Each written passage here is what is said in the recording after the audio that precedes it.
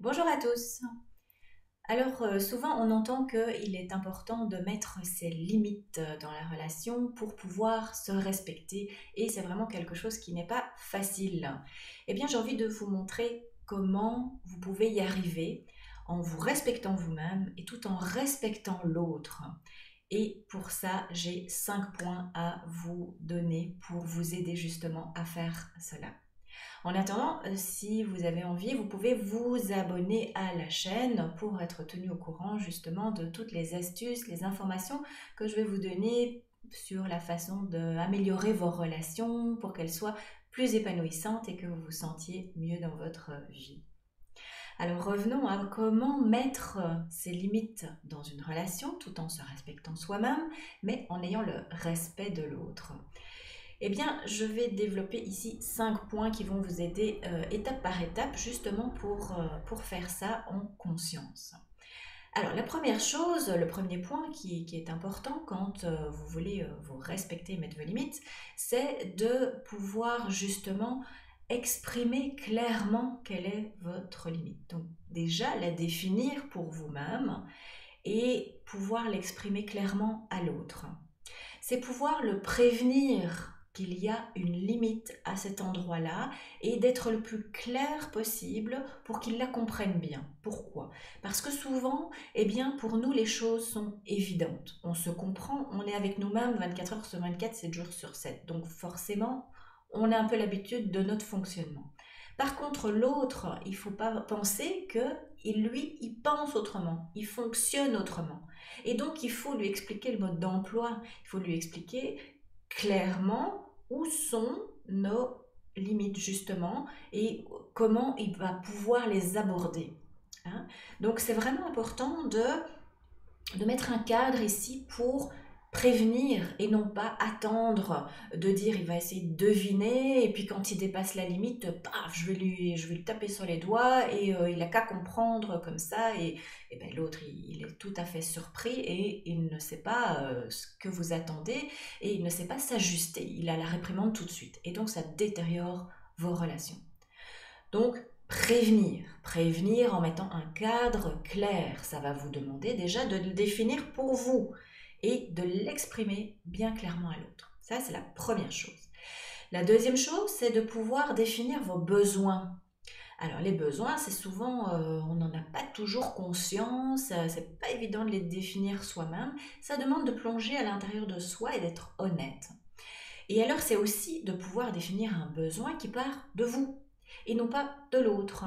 Donc je vais vous donner un exemple, après on partira dans l'exemple, mais souvent on est dans l'autre et on exige des choses que l'autre doit faire, qui l'emprisonne, on a contrôle sur l'autre, alors qu'on ne se rend pas compte qu'en fait ça part de nous et qu'on a besoin de s'exprimer à partir de ce qui se passe pour nous, nos besoins.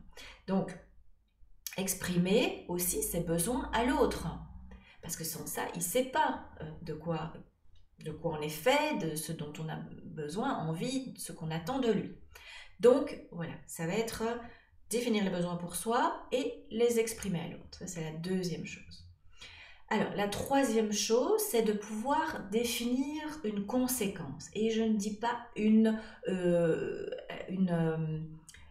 sanction, pardon.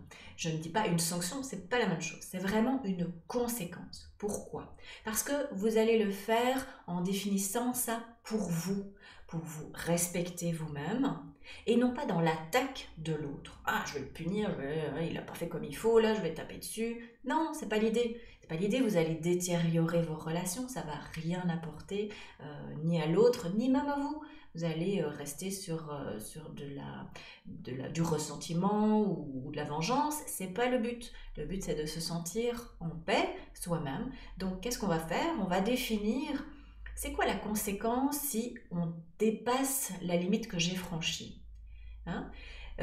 Donc ça va être quelque chose qui va effectivement embêter l'autre, mais qui va pas être méchant et qui va juste être là pour que vous puissiez vous respecter sans attaquer l'autre. Donc ça, c'est super important.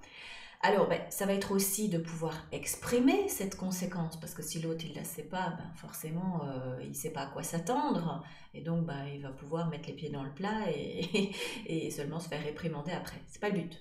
Donc prévenez et expliquez-lui la conséquence, clairement aussi.